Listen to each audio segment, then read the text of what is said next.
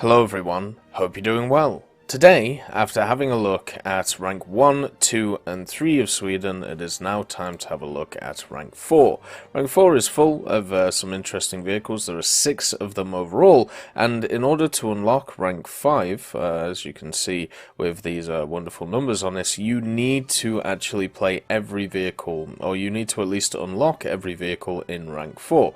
Now what I've done is I've gone ahead and spaded each of the vehicles so I can give my full opinions on them, and overall, I would actually say it's pretty positive. After struggling through rank 1 and 2 of the Swedish tech tree, with not many shining lights, the rank 3 was actually not too bad. It was pretty fun, and rank 4 kind of carries on that trend with a little bit worse machines, but mainly overall very positive. One thing that I will note though is the fact that after spading all of these machines and researching as I was going along, it's kind of sad that after spading everything from rank 1 to 4, I only have to show for it in rank 5 one vehicle and let's say 3/4 of another one. It would have been much better if I was able to at least unlock 2 vehicles into rank 5, which were also the 2 cheapest vehicles apart from the UDES 33, which was on offer. So yeah, it would have been nice just from a research point of view for it to be a little bit better, because normally, well, at least from, rank 1 onwards, it's pretty much when I finish the vehicle, it's unlocked another one, and now we have 6 vehicles unlocked, and only 1 3/4 of a vehicle to show for it. So let's start off, as we mean to go on, with the IKV 103. So, the IKV 103 is unfortunately the worst vehicle in rank 4. It might be the worst vehicle in rank 4 of any nation, apart from maybe if the Soviets have those ISU 122Ss at rank 4, which are also abysmal. Yep, they're there too. So it isn't the worst. It still follows that line of tank destroyers though, which don't really fit too well in game. This machine is obviously designed as an infantry support vehicle in real life or something similar to it, and unfortunately those style of vehicles don't always translate too well into the game. The problem that it has is, first of all, it's a casemate. It's also incredibly small. I do actually want to, mention that, because obviously it does make a bit of a difference that it is really small, so therefore it's a little bit harder to see. Not a huge difference, but it's something to note. But the main thing is, when you look at it, it is a machine which has a little bit of speed behind it. It does have dual drive, which is nice, but it's a casemate with a donkey gun. And the problem with casemates with donkey guns in War Thunder is anything at range is incredibly hard to deal with, and what that means is most things are going to be able to get a shot off at you before you are able to get a shot off at them. You can see how low this thing is compared to the T26 there, and we can compare it to the size of a T34, just to give you an idea at 6.0 what you're dealing with. But because of the fact that you have a low velocity donkey gun, which has the same reload rate as normally about 2 or 3 shots of a lot of competitors that you find around 6.0, especially the 5.7 BR, which is, pretty competitive. Every nation has a pretty fun 5.7, but there you go. You can see how small this vehicle is. It's about up to the hull of a T34, just a little bit higher. So it is really small, which is nice for it, but at the end of the day, that only amounts to so much when you're trying to stay alive. So anyway, back to the point. With the IKV 103, you start off with this heat shell. Now the heat shell pens 240, 208, 120, and because you're at 6.0, you spend the majority of your time either fighting 6.7 or fighting 5.7s. Now, against 5.7s, the heat shell is okay. It doesn't really do enough damage, if I'm quite honest. It's really kind of annoying, and it was the same issue that I had when it came to the other machine, the SAV M4346, when you get the heat shell on that, right here, this one, and I believe it's probably the same shell, or at least a similar shell, since it's the same gun. Yeah, I think it is actually exactly the same shell that's on the 2 machines. machines. Yeah, isn't that crazy? This one's at 3.0, this one's at 6.0. But the main thing with it is because of this long reload, because of the donkey gun that you have, and because of the heat shell to start with, you're already massively up against it compared to the majority of vehicles. And at 6.0, the majority of nations, or at least a decent amount of the nations, have either stabilized guns or guns which are pretty stabilized, meaning that it's quite easy to stop and then fire them instead of, you know, not being able to bounce them all over the place. And the IKV 103 can't do that because it is fast, because it gets to positions quickly, and because the gun elevation is incredibly slow in it for some reason. You can see here the targeting speed of 5.6 degrees per second, targeting vertical speed 2.8 degrees per second. It's an incredibly slow gun to get on target, so therefore what you have to do is you need to use your speed in the first place to get to a decent position, wait for the enemy to push you, and then when that happens, you're able to smash them.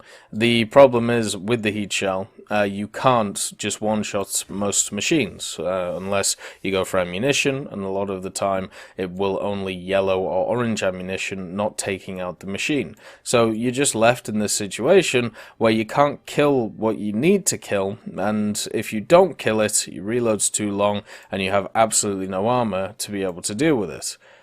Sometimes it doesn't even matter if you do have the reload to deal with it, because this thing has 18.5mm of armor on the front. On the sides it has 7mm, 6mm on the lower part of the side, and 5mm on the top. This is shocking when it comes to armor values, and it also means that if you get penned, you pretty much just die. You know, even though the armor on the top of the turret is really low at 5mm, what happens is you can get penned through the front, the round will hit here, and then it will bounce down and just nuke everything in your vehicle. I've also been nuked from artillery, which has landed, you know, maybe 5 to 10 meters away from me, and a little bit of it hits this radiator and hull breaks the machine. This is an unfortunate thing with the IKV 103, and also planes. Planes just annihilate this because everything pens more than 5mm, apart from the the 7.5mm HE shells from the French aircraft. And if that isn't enough, this can readily get penned by 50 cals. But for some reason, the gunner, in his infinite wisdom, just following a lot of other very odd decisions when it comes to these Swedish vehicles, has an open area where he looks out of. Now, obviously, as we talked about, you know, this is a form of infantry support instead of tank destroyer vehicle, and you can just machine gun the gunner to death. And you don't even have to pierce the armor. He is readily available to just machine gun. And if you try and angle against this, well, guess what? You open up yourself to this 12mm to get penned, the 7mm and the 6mm. So your only chance of doing anything in this thing is if you can one-shot a machine as it comes around a corner because it doesn't realize that you're there. Or you try and snipe at long range, and that's hard to do because of the fact it has a muzzle velocity of 530 meters per second, or 418 meters per second on the round that you'll be using most of the time until you get the Heat FS, which is a rank 4 upgrade. Now this Heat FS is a big upgrade over the Heat. It's also a rank 4 upgrade, so you're going to be spending the majority of the time spading this vehicle using the Heat. The Heat is terrible at any range, and its post-pen effect, I wish it did a little bit more. But at least the Heat is a lot better. The majority of the kills I got with the IKV 103 did come after I got the Heat, and you can see with, I think it's my worst performing vehicle. Yep, 21 ground kills, 36 deaths in the IKV 103. Everything else is either positive or just slightly negative. You know, even this with 9 and 10, and obviously this is the AA. But the overall, or the overarching theme is the IKV 103 for me has been the worst performing vehicle in the tech tree. I would actually put this down even as low as like 3.3 or 3.7. But the problem is, no matter what BR you are going to put it at, it is susceptible to the same issues that are brought up here. Its reload's too long, It doesn't have any armor, it can get penned by anything, including 50 cals, and planes are just going to ravage it. So the only thing that you're hoping for by lowering it in BR is that you face people who are of lower experience or are of smaller vehicles, so it's easier to one-tap them with the Heat or the Heat FS. I think this is just one of those vehicles in game, just like the series of Soviet tank destroyers, which are just not very good, and it's just as simple as that. At least it has the penetration to guarantee, you know, doing well. In contrast to that, we have the Strv-74.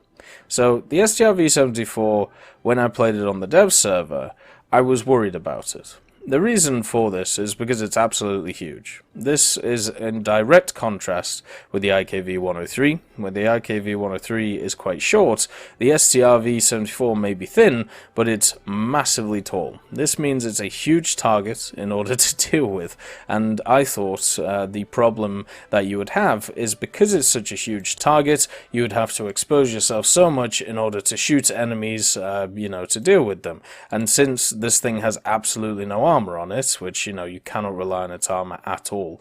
You're looking at 50 millimeters effective thickness pretty much in all the areas that matter. You would be able to, you know, pretty much get annihilated really quick. Also, it has a crew of 4 in the turret, and 3 in the turret and then 1 in the chassis, so as long as they penned your turret with this wonderful first stage ammo stowage, which is reminiscent of the Centurions, you would just die. And that does happen a decent amount, but what I would actually say is, now that I've played it on the live server, I'm pleasantly surprised. I thought it would be a lot worse when it came to it, but I've played it in a very specific playstyle which you can see has benefited me a lot. So 31 battles, 45 kills, 24 deaths, and 67% win rate in it. Pretty much what I did is I played it incredibly defensively. So at 5.7 you end up against a lot of Americans in stuff like Jumbos, M4A2s, Hellcats, T20s, and even a little bit higher stuff like T25s and M26 Pershings. And Sweden is one of those nations which can put on either side. So you can either fight with Germany and like the Axis nations if you want to see it like that, or you can be put on the Allies side.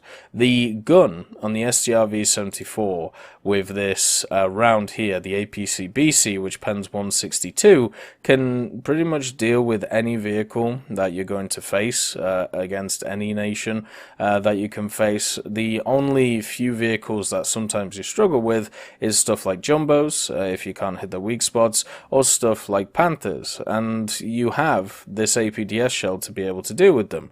258, 237, 99. This will go straight through the upper front plate of Jumbo. It will also go straight through the upper front plate of a Panther, I believe. I'll just check that for you just to make sure I'm not talking wazoo. I know for a fact it goes straight through the upper front plate of a Jumbo because I've done it many times. So this thing has the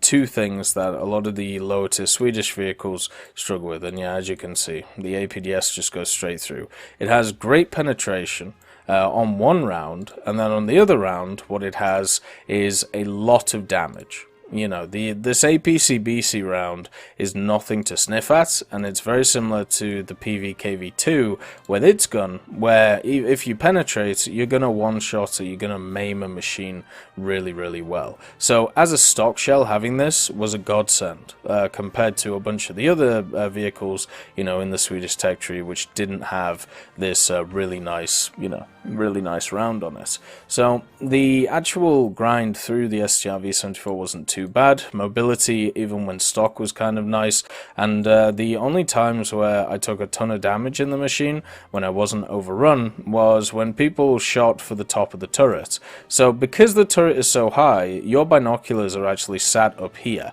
They're sat in a really elevated position. This means that you can just sit behind cover all day, or sit in a little defilade somewhere and just look. Like you can see where this is set up, right? So you can see the gun down here.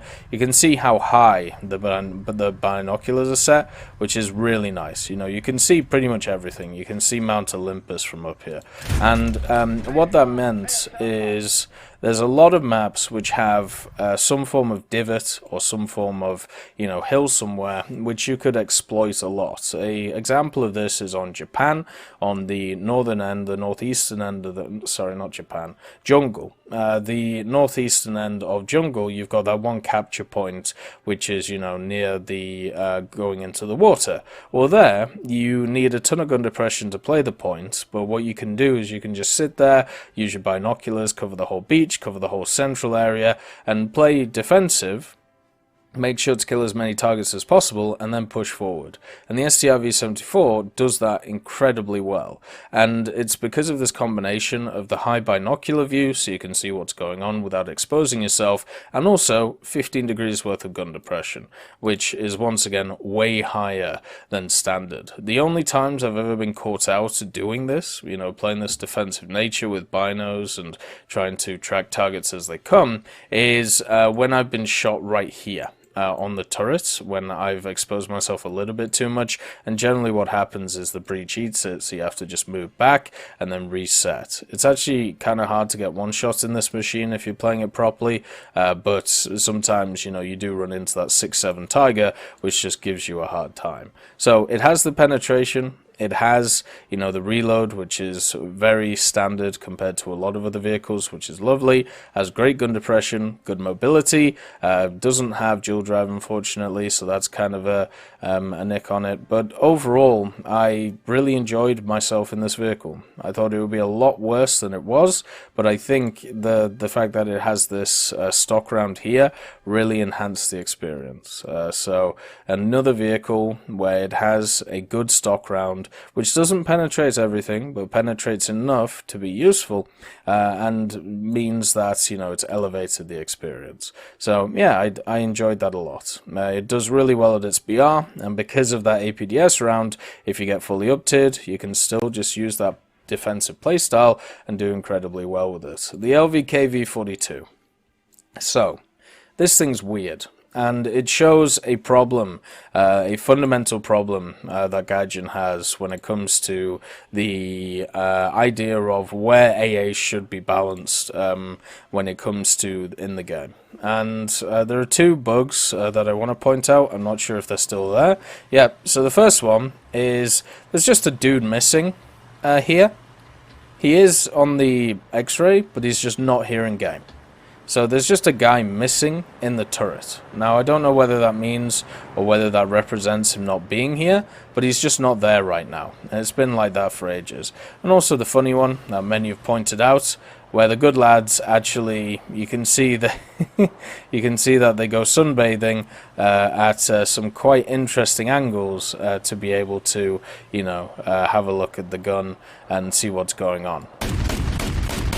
Also, you see that? Bit weird, isn't it? But anyway, that is a few bugs on this Lvkv. I don't know why they're there. It is very odd. Now, let's do some comparisons. So, I wish, War Thunder had, like, the same compare thing that World of Tanks had, where you can pretty much just compare statistics, because the Lvkv 42 is at 6.0 rank 4. Now, I understand the game is not just about, comparing vehicles from other nations, comparing similar vehicles, because there's a lot of other factors you have to think about. What lineups do they bring? What do they bring to those lineups? What are the, rewards on it and all of this stuff? Is that, what is making it high BR? But the Lvkv 42, it has access to the fast-firing 40mm, the Bofors. It has good turret rotation. It doesn't have a lot of armor. And it has pretty much everything, you'd want from an AA, which is around about 4.7. And I'll tell you why. Because it already exists. We have it in-game. It's the AMX13 DCA. It does everything that the Lvkv 42 does right here, apart from it has a slightly slower turret traverse. That's it. So when I have a look at something like the AMX13 DCA, I wonder, why is this thing 4.7 with a little bit more armor on it, right? Because it does have a little bit more armor, with technically a better, with a better upgraded upgraded munitions in the form of the APT, because it doesn't lose penetration from its standard default round, where the Lvkv does. It actually loses quite a lot of penetration with this round, because it uses SAP HE instead of just AP. So you can see it pens 95 normally, and then that goes down to 66, which is why if you want to kill tanks, just use the default belt. You know, it'll be easier. If you want to kill planes, use this one. But the major difference between the Lvkv-42 and the AMX-13 DCA is the Lvkv-42 has 104 rounds of ammunition, and the AMX-13 DCA-40 has 404. So this has nearly 4 times the amount of ammunition as the Lvkv-42. And the Lvkv-42 makes up with that because it has a faster turret traverse. I mean, it's not ideal, is it? What you'll find when you use this machine a lot is you'll be sat there in a lot of situations where you just run out of ammo, and you'll be wondering why. And it's because it just doesn't have a lot in it. 104 rounds for an anti-air machine is not a lot, especially when it's an unguided one and at 6.0. So you're going to be mainly dealing with a lot of cast threats. P-51s, P-47s.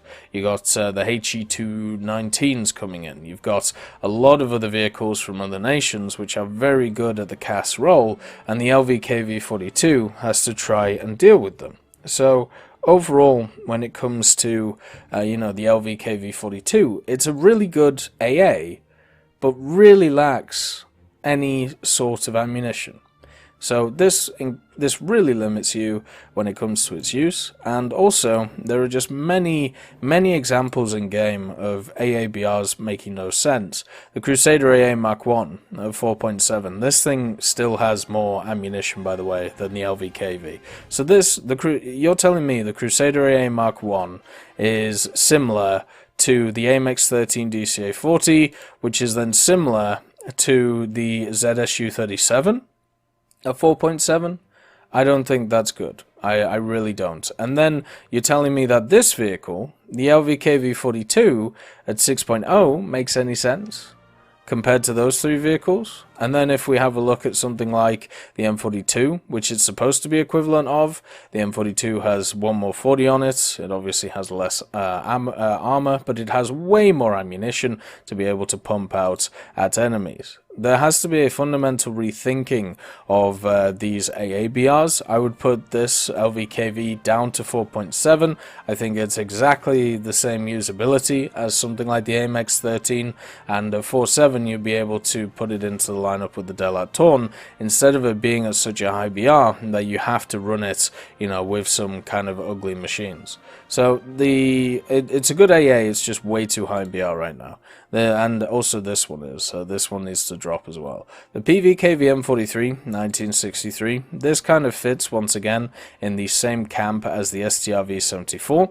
I was pleasantly surprised by this vehicle. Looking at it once again, it was not a vehicle that I thought I would have a decent time in, but playing the inherently defensive playstyle, which I've talked about before, you know, basically sitting near points or cap points, or taking ways of, or taking just general routes that people go down and just sitting at the end of them, you can do really well in this machine. It's got a good reload, good gun depression, has a very high binoculars once again, so you can see stuff without exposing yourself, and also the armor isn't useful at all, and if you get penned you probably will die, because what will happen is you'll get penned up here and it will bounce off the roof and into the vehicle, as is always. So survivability isn't great, but the majority of the time, because of the way that your binoculars are set up, you're able to get the first shot off. It's not an inherently aggressive offensive machine.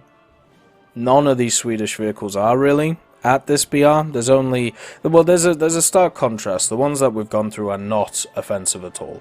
You know, the Strv-74, the IKV is 103 is definitely not, and this also isn't. They're all inherently defensive machines where you set up shop somewhere, you wait for people to push you, you hit them hard, and you annihilate them. And that's an okay playstyle, you know, if you enjoy that. And with the Pvkv M43, it works really well because of this, the same rounds that it has as the Strv-74. It's the same gun, so it gets the same rounds, and since it's a, you know, it's a non-turreted version, it's also a lower BR than the Strv-74, so I think that's all good. You know, if they were the same BR, I'd have a few issues, but I'm fine with this thing being at 5.3. It obviously struggles against stuff like Hellcats, because, well, Hellcats are incredibly fast, they can go around you, but any tank destroyer at this level is going to. I would much rather take this over the IKV-103, just because it has actual muzzle velocity. It also has a little bit of armor to save you, and because it's high off the ground, you can see more in a general sense from a 360 point of view from your camera, which is something that's overlooked a lot. Now, on to the next machines. So the first one is this little darling. This is the USH-405. Has access to 281mm Oerlikon type or tip 32 or 3Z8 DLA launchers. This pretty much just fires rockets at people. It has access to 18 rounds of ammo, 9 on each barrel, and there's no reload between the shots. So you just fire them one after the other at whatever target you're firing at, and there isn't a reload on the vehicle. So once you're out of the 18 rounds, you're done, and you have to go to a capture point where it will reload 9 rounds at a time. So it'll take like a minute and a half to get your 9 rounds. So this is like the perfect one pump chump vehicle. You know, it's one of those vehicles where you go into battle, spam a bunch of rockets at an enemy and kill them, and then move on to the next target. Now for me, I can understand the merits of a machine like this.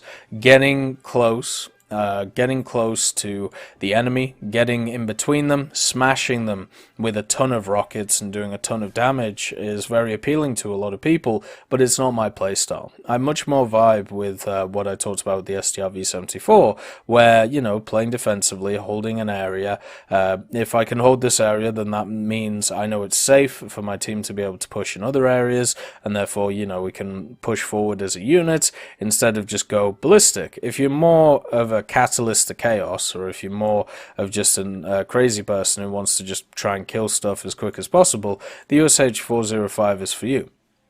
But I would say there are a few caveats with it. Obviously, it has no survivability. 10mm of armor is the most that you'll find, and guess what? 50 cals pen you. So if you are killing a target, and most of the time you'll be facing Americans at this BR at 6.7, because remember 6.7 to 7.7 is quite popular, then you have to make sure to nuke that target. So you may have to use, you know, 3 to 4 to 5 rockets to be able to do so. Sometimes you'll only need 1 because you'll hit the ammo and it'll just go pop. But make sure that the commander of whatever vehicle you're fighting does not survive after an initial barrage, otherwise you'll just get 50 called within seconds. The other thing is the USH is situational in the way of its maneuverability. This vehicle, even when fully upgraded with filters, transmission and engine, is not fast on any terrain which isn't roads, basically. On a map like Italy, the USH-405 can canter around.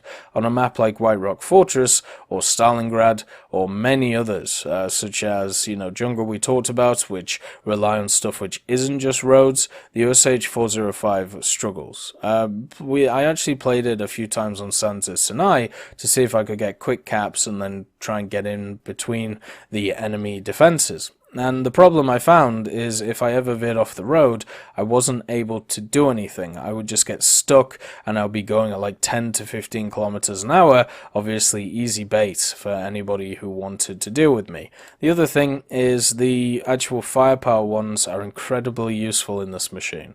The horizontal drive and the elevation mechanism make it so you can fire on the move, and also make it so if you are stopping after seeing a target, then your guns will come online much more quicker than what you would be used to. So there is definitely an art on once seeing the enemy, flinging your rockets at it at you know, incredibly fast intervals to try and kill them, and it's something that you will master while using this machine. And by the end, you know, I was actually able to do alright in this machine. I had a really rough start in it, but I generally understood the playstyle. You're supposed to find a break in the enemy defense, go behind them, hit maybe 2 or 3 or 4 vehicles, then, you'll inevitably die, but at least you've done your bit for the war effort. That's pretty much how I saw it. But it is really just a one-pump chump. There isn't any other way that you can play this vehicle, and at the same time, it is also a vehicle that suffers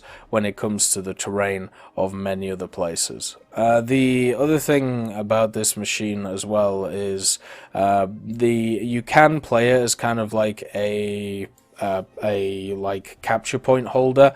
Once you've taken the capture point, you can just kind of sit on it and wait for enemies to push you. But the problem with doing that in the USH is you run out of ammo pretty quickly if you try. So if you have multiple enemies going after you, or if you have a squad of people, yeah, you may go down fighting, take out 1 or 2, but eventually you're going to get canned. And it just has a lot less usability than your average vehicle. A lot of people have also been comparing this to the Italian vehicles, the R3s. And I think that's fine, right? The R3 T106FA, you got the Orbal 74, and the Fiat 6614. There's one major difference, though, which I don't really understand. So the USH 405 is labeled as a tank destroyer, because obviously it is. And then if we have a look at other machines, such as the R3 T106 or the Centauro, especially the Orbal 74, the Fiat 6614, all of these are labeled as light tanks, but the Centauro is labeled as a tank destroyer. All of these vehicles have scouting. They have improved optics, they have airstrike, they have all of the bells and whistles, and they get scouting in the game. For some reason, this little Swedish boy doesn't. This vehicle does not get scouting. I think it could definitely use scouting. I understand if you want to push people to play it really aggressively, you don't want to give it scouting, but I think if you give it scouting, it gives a different avenue of playing the vehicle, especially if you're fully up-tiered, instead of just, run at the enemy like a crazy cow. So, for me, give it scouting, make it similar to a lot of the other vehicles that you see at its BR, and then you could maybe even raise its BR to 7073 in order to facilitate that change in mechanics. Otherwise, it's just a, one type machine. The Strv-81, it's a Centurion Mark III. It's about as simple as that. The Centurion Mark III, if you've never used it, I actually do think its coaxial gun is slightly different, if I remember correctly. The Cent Mark III has access to a 7.92mm Beza machine gun, whereas the Strv-81 has access to an 8mm KSP. So that's pretty much the difference. Also, when it comes to it, it has AP, APDS, HE, and smoke. So it has all the standard rounds that you would expect from a British vehicle, which was sold to another nation. You can see it's exactly the same as the stuff from the Cent Mark III. But the one thing about it, which obviously puts it apart, is what it faces. So this is a machine that can actually face a lot of American vehicles, not just facing, a bunch of German ones, which is normally the ones that you face as the British one. So at least it gives you a little bit of a change compared to the British machine, not because of the machine itself, but just on the enemies you face. The Cent Mark III, or the Strv-81, does have a few issues with it. In its stock configuration, if you don't have access to these 3 modifications, it's slow. And you can actually, when you drive it around, you can actually hear the engine just really struggle to be able to move around the place. But once that's upgraded, it gets slightly better. It's still a slow medium tank. This is never going to be a trailblazer, but it'll get you from A to B at a decent time. And since it is the first vehicle in the Swedish tech tree at 6.7 with a stabilizer, it is also a welcome return of a stabilizer. With my stats, you can see 63 and 30. I really enjoy the Centurions. I have always enjoyed them since I've played them for a long time in the British tech tree, and it's no different with the Strv-81. Having a stabilizer, having a platform at 6.7 with a stabilizer means that the majority of the time you can get the first shot off at an enemy who is either pushing you or you are pushing them. And when dealing with a lot of heavy tanks at 6.7 from the Americans and the Germans especially, and even the Soviets with stuff like the T-44s. These two collection of rounds, you know, the AP and the APDS, which is a rank 2 modification, so it's a lot easier to get than the AP. It's a lot easier to get than most top tier rounds for vehicles, which are rank 4 modifications. So that's really nice to see. Once you have those two rounds, you have pretty much everything to stop anything. You've got good muzzle velocity, you've got great reload on this STR-V81. You can see 7.5 seconds, really good gun depression. The only thing that lets you down, as I said, is that engine performance and this goddamn 14mm worth of engine deck. Well, it's not even engine deck, but this bit here, 8mm and 14mm worth of area, where if you pen it with a plane, then you're gonna stop the vehicle and you're gonna set it on fire. It's the same thing that's carried over to the Chieftains when it comes to in-game, and it just sucks, this little thing right here and also here. It just means that 3 passes from a plane you can die. There's nothing you can really do about it, but it is how it is. The other thing is, if you get penned most of the time, you're gonna die, because the ready rack or the first stage ammo stowage is right here. You've got 4 pieces and then 4 pieces here. Means that with your 4-man crew, your turret's going to get popped every time when you get shot, unless you're getting shot by something like APDS. But this is just nice, you know. It's nice to have a friendly face in a tech tree, which has kind of, you know, not been exactly kind to me over spading it, and also a really nice end to rank 4 with these two vehicles, because it's not just about these two vehicles. You can see the lineup that I have here. So you have the STR-V81, the Lvkv 42, and the USH 405. You could probably replace this with like a 74 if you wanted to, or something similar. But it's the fact that at 6.7 you actually have these two planes as well, the J21RA and the A21RB. This has access to the gun pod and also the rockets, so you can do some damage to, ground forces. But the J21RA is an amazing air superiority fighter. I actually spaded it from stock to spaded in ground realistic, just to see what stats I could get in it, and we're at 36 and 16, plus the 26 ground kills. So that is what, 56, 62 kills overall, player kills, to 16 deaths.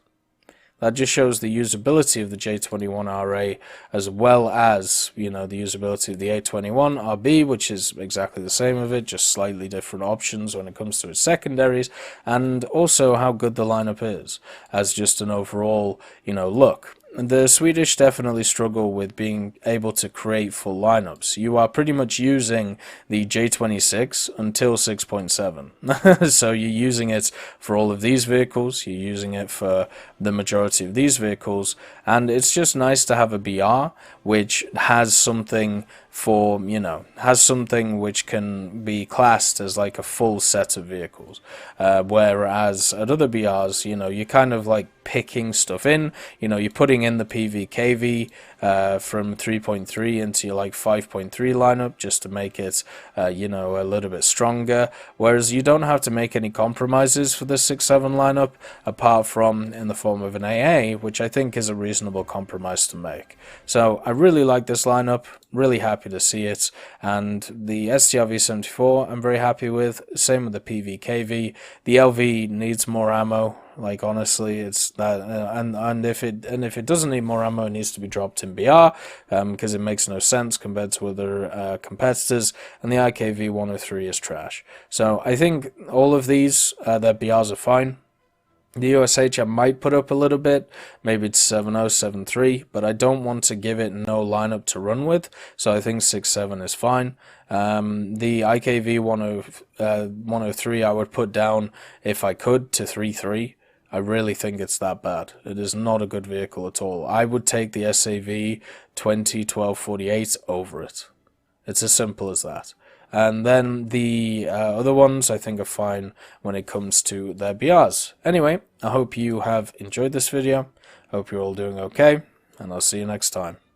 I just want to thank Ambrosius McClellan, B. Young, Blackie, Chris Giltnane, Daniel Stanton, Jay Wilt, John Ryman, Martinez, Super Cacti, Trigger Hippie, Eugene's Terry, and also Lvkv and Samuel Slick for supporting the channel.